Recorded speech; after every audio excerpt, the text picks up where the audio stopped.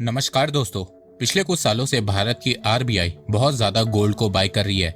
2020 में भारत के रिजर्व में 653 टन सोना था, जो 2022 में बढ़ के 760 टन हुआ और अब मार्च 2025 तक बढ़ के 880 टन हो गया है, जिसकी वैल्यू 84 बिलियन डॉलर से ज्यादा है।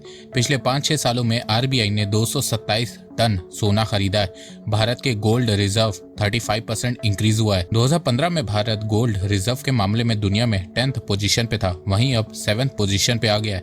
वैसे टेक्निकली भारत 8th पोजीशन पे है, क्योंकि कुछ ऑर्गेनाइजेशन रशिया के गोल्ड रिजर्व को काउंट नहीं कर रही हैं। पर अगर हम न्यूट्रल पॉइंट ऑफ व्यू से देखें तो इंडिया 8th पोजीशन पे है। वही हमारे पड़ोसी देश पाकिस्तान की रैंक गोल्ड रिजर्व में 45th है। उसके पास 64 टन सोना है जो गिरवी रखा हुआ है। भारत की बात करें तो भारत अपने फॉरेन रिजर्व में गोल्ड के शेयर को तेजी से बढ़ाता जा रहा है। 2015 में भारत के फॉरेन रिजर्व में गोल्ड का शेयर 5.3% था, जो 2022 में 8% हुआ और अब 11.3% हो गया है। तो अब आप लोग जानना चाहेंगे कि भारत पिछले 5 सालों से इतना गोल्ड क्यों बाय कर रहा है। तो देखो, भारत की आरबीआई बहुत लॉन्ग टर्म सोचती है। गोल्ड एक ऐसी चीज है जिसकी वैल्यू हजारों साल पहले थी, आज भी है और हजारों साल बाद भी रहेगी। और पिछले 9 महीनों में गोल्ड की प्राइस पर 10 ग्राम 68,000 रुपए से 92,000 रुपए तक पहुंच गई है। तो गोल्ड रिजर्व बढ़ने से एक तो भारत की डिपेंडेंसी डॉलर से कम होती जा रही है, और साथ में फ्यूचर में अगर भारत किसी वॉर में उलझ जाता है तो उस समय गोल्ड ही काम आने वाला है। कैसे, आइए जानते हैं। पर इससे पहले अगर आपको ऐसे ही एजुकेशनल और इंफॉर्मेशनल वीडियोस देखना पसंद है तो चैनल को सब्सक्राइब करना बिल्कुल भी मत भूलिएगा। भारत में सोने का महत्व बहुत ज्यादा है। हर 30 त्योहार पर इसका उपयोग किया जाता है, यहाँ तक कि सोने की पूजा भी की जाती है। इसके अलावा भारत में वेडिंग में गोल्ड का यूज होता है। किसी सेलिब्रेशन में गोल्ड देना शुभ माना जाता है। दुनिया में सबसे ज्यादा सोना खरीदने में भारतीय सबसे आगे होते हैं। इसके अलावा कहा जाता है कि जिस देश के रिजर्व बैंक के पास जितना ज्यादा गोल्ड होता है, उस देश की इकोनॉमी भी उतनी ही मजबूत होती है। तो इंडियन इकोनॉमी को स्ट्रांग बनाने के लिए आरबीआई गोल्ड को बाय कर रही है।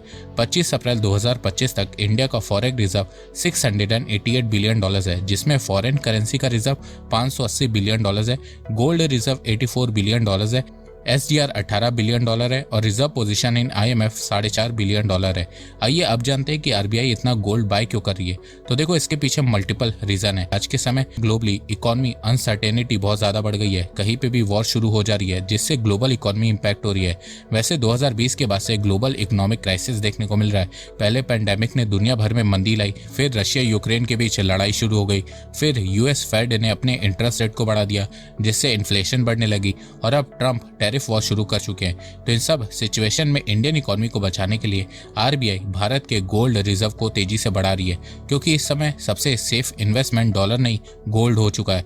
और ये चीज सिर्फ आरबीआई नहीं कर रही है, दुनिया भर के जो बड़े बड़े देश हैं वो भी यही कर रहे हैं। World top 10 gold reserve country की लिस्ट देखेंगे तो उसमें आपको टॉप पे अमेरिका देखने को मिलेगा, जिसके पास 8,000 टन से ज्यादा सोना है। उसके बाद जर्मनी के पास 3,000 टन से ज्यादा सोना है। वहीं इटली, फ्रांस, रशिया, चाइना के पास 2,000 टन से ज्यादा सोना है। स्विट्जरलैंड के पास 1,000 टन है और भारत के पास 880 टन सोना है।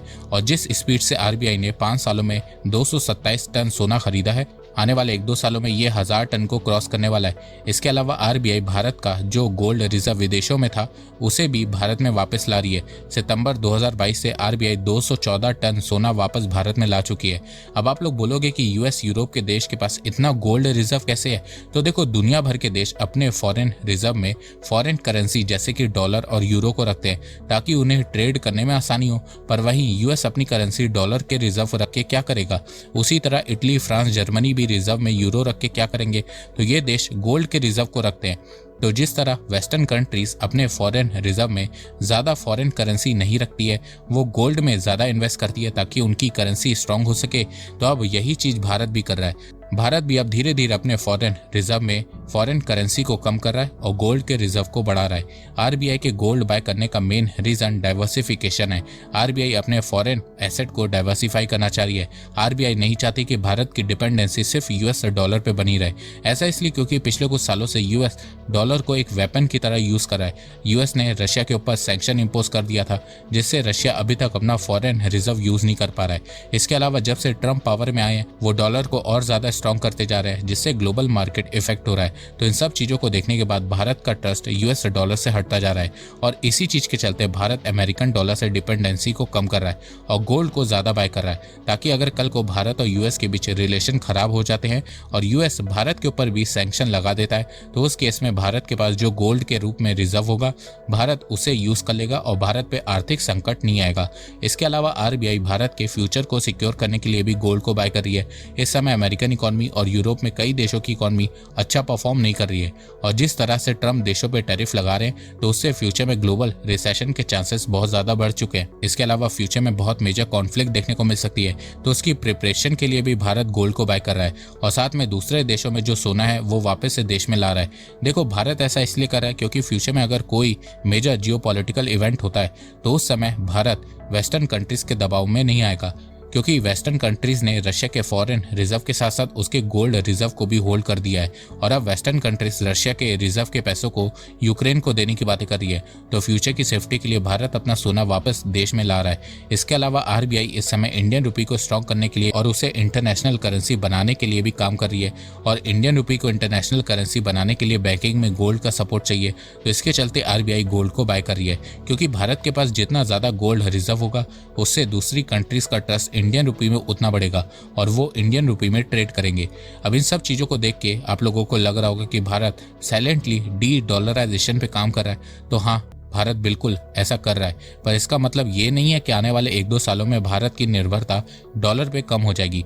ऐसा बिल्कुल भी नहीं होगा। इसमें 8 से 10 साल लगेंगे, क्योंकि डॉलर से निर्भरता कम करने के लिए भारत को इंडियन रुपी को एक ग्लोबल करेंसी बनाना होगा और इसमें कम से कम 8 से 10 साल तो लगेंगे ही लगेंगे। पर देखो, अच्छी बात यह है कि इंडियन गवर्नमेंट और आरबीआई को यह समझ में आ चुका है कि फ्यूचर में सिर्फ डॉलर पर डिपेंडेंट होने से भारत को नुकसान ही होने वाला है।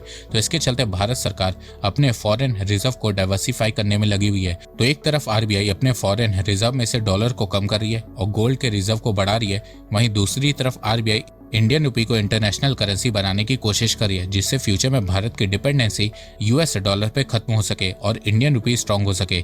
देखो, ये तो थी गोल्ड रिजर्व की बात, पर अगर हम एस्टिमेट लगाए कि भारतीयों के पास कितना सोना है तो आप शॉक्ड हो जाएंगे।